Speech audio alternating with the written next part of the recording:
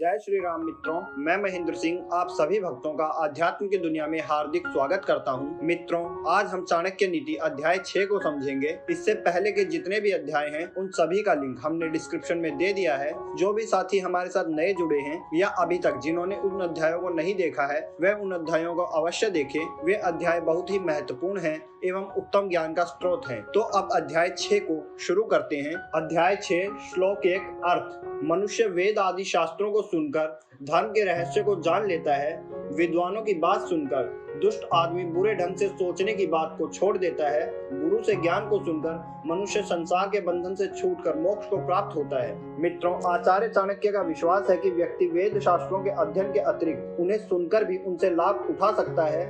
उनका कहना है कि वेद आदि शास्त्रों के सुनने से व्यक्ति धर्म के रहस्य को समझ सकता है और विद्वान व्यक्तियों की अच्छी बातें, अच्छे उपदेश सुनकर अपने बुरे विचारों को त्याग सकता है। शास्त्रों के सुनने से ही मनुष्य संसार के बंधनों से, मोहमाया जाल से छूटकर मोक्ष को प्राप्त कर सकता है। संसार में ऐसे अनेक उदाहरण हैं जो विद्वान लोगों की बात सुनकर ही श्रेष्ठ ज्ञान को प्राप्त कर सके, अर्थात सुनने का महत्व कम नहीं है। श्लोक 2 अर्थ। पक्षियों में सबसे अधिक दुष्ट कौवा होता है, पशुओं में कुत्ता, मुनियों में क्रोध करने वाला और सामान्य जन में दूसरे लोगों की निंदा करने वाला व्यक्ति दुष्ट और चांडाल होता है। मित्रों, आचार्य चाणक्य के इस श्लोक का भाव यह है कि दुष्ट और चांडाल प्राणी सभी स्थानों पर होते हैं, परंतु दुष्टता की सीमा कहाँ होती है इसकी व्याख्या आचार्य चाणक्य ने की है। कौवा पक्षियों में इसलिए सबसे अधिक गंदा और दुष्ट माना गया है कि उसे किसी प्रकार की शुद्धता का कोई भी ज्ञान नहीं होता, वह सदैव गंदी चीजों में जाकर ही बैठता है। उसी प्रकार पशुओं में कुत्ते का भी वही हाल है।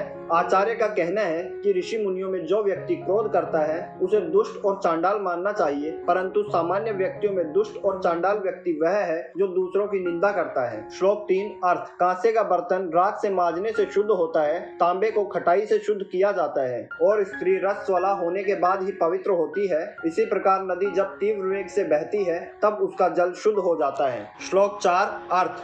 जो राजा अपनी प्रजा से घूम फिरकर उसकी स्थिति जानता रहता है, प्रजा उसकी पूजा करती है, और जो द्विज अर्थात ब्राह्मण देश प्रदेश की भूमि पर ज्ञान का प्रचार करता है उसकी पूजा होती है। जो योगी एक स्थान पर नहीं टिकता, सब स्थानों में घूमता रहता है, वह आदर सत्कार का भागी होता है, परंतु भ्रमण करने वाली स्त्री भ्रष्ट हो जाती है। मित्रों, आचार्य चाणक्य कहते हैं कि राजा का कर्तव्य है कि वह स्वयं अपने राज्य में घूम फिरकर प्रजा की वास्तविक स्थिति ज्ञात करने की कोशिश करे। वह अपने ज्ञान के अनुसार उनके दुख दूर करने का प्रयत्न कर सकता है। ब्राह्मण का कर्तव्य है कि वह घूम फिरकर लोगों को शास्त्र का ज्ञान दे। साधु सन्यासी तो वैसे ही एक स्थान पर टिका हुआ अच्छा नहीं लगता, क्योंकि वह स्वयं घर परिवार का त्याग करके साधु बनता है। इसलिए उसका तो कर्तव्य ही है कि वह घूम फिरकर लोगों को अच्छे आचरण का उपदेश दे। परंतु इन लोगों के समान इधर उधर घूमने वाली नारी अपने धर्म से विचलित हो जाती है। स्त्री का इधर उधर घूमना परिवार के अपमान का कारण होता है। वह स्वयं तो भ्रष्ट होती है, इसके साथ ही परिवार भी समाज की नजरों में गिर जाता है। श्लोक 5 अर्थ।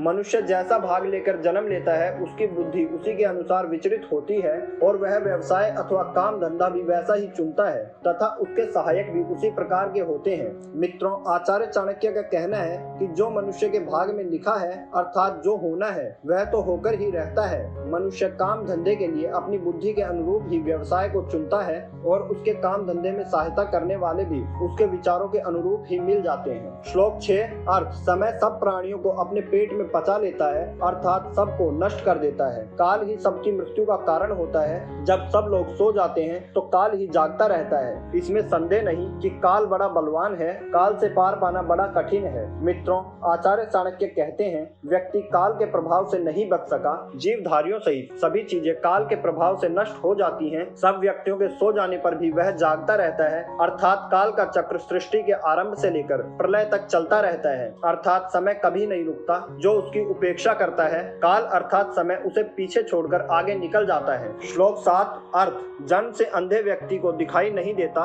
परंतु कामांध व्यक्ति को भी कुछ दिखाई नहीं देता। इसी प्रकार शराब आदि के नशे में मस्त व्यक्ति को भी भले बुरे का ज्ञान नहीं होता। स्वार्थी व्यक्ति भी बुराइयों को नहीं देखता, उसके मन में केवल अपना स्वार्थ सिद्ध करने की बात होती है। श्लोक 8 अर्थ व्यक्ति स्वयं कार्य करता है और उसका फल भी स्वयं भोगता है और वह स्वयं ही विभिन्न योनियों में जन्म लेकर संसार में भ्रमण करता है और स्वयं ही अपने पुरुषार्थ से संसार के बंधनों और आवागमन के चक्र से छूटकर मुक्ति को प्राप्त करता है। मित्रों, आचार्य चाणक्य के श्लोक का भाव यह है कि व्यक्ति जैसे कर्म करता है उसके अनुसार ही उसे कर्मों का फल भोगना पड़ता है। कर्मों के फल के अनुरूप ही उसे दुख और सुख मिलता है। वह स्वयं ही अपने कर्मों के अनुसार संसार में विभिन्न योनियों में जन्म लेता है और न जाने कब तक जन्म और मरण के इस चक्र में पड़ा रहता है, परंतु जन्म और मरण के इस चक्र से और आवागमन के कष्ट से मुक्ति भी स्वयं उसके कार्यों से ही मिलती है। श्लोक 9 अर्थ राजा को राष्ट्र के पापों का फल भोगना पड़ता है।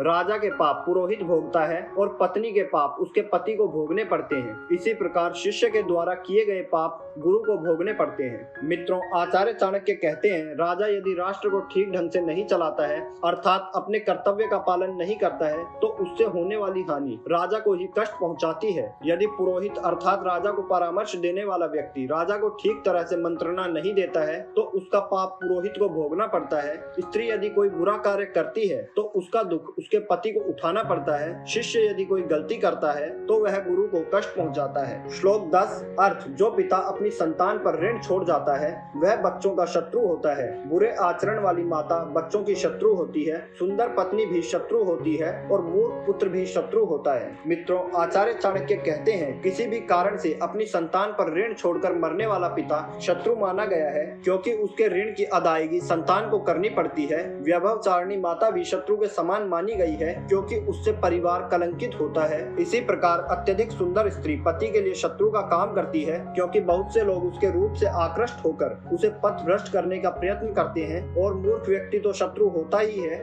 इसलिए आवश्यक है कि पिता संतान पर किसी प्रकार का ऋण न छोड़े, माता अच्छे आचरण वाली हो और रूपवान स्त्री को अपने रूप का अभिमान न हो और पुत्र विद्या ग्रहण करके पिता को सुख देने का कारण बने। तो मित्रों, ये थे चाणक्य नीति अध्याय 6 के प्रथम 10 श्लोक और अब इसी के साथ हम आप सभी से विदा लेते हैं। यदि आपको हमारे द्वारा दी गई जानकारी ज्ञानवर्धक लगी हो तो वीडियो को लाइक करें और चैनल को सब्सक्राइब करें। साथ ही दिए घंटी के बटन को अवश्य दबाएं जिससे कि हमारी आने वाली वीडियोस की जानकारी आपको प्राप्त हो सके और साथ ही इस वीडियो को हमारे ज्यादा से ज्यादा हिंदू साथियों को शेयर करें। जय श्री राम।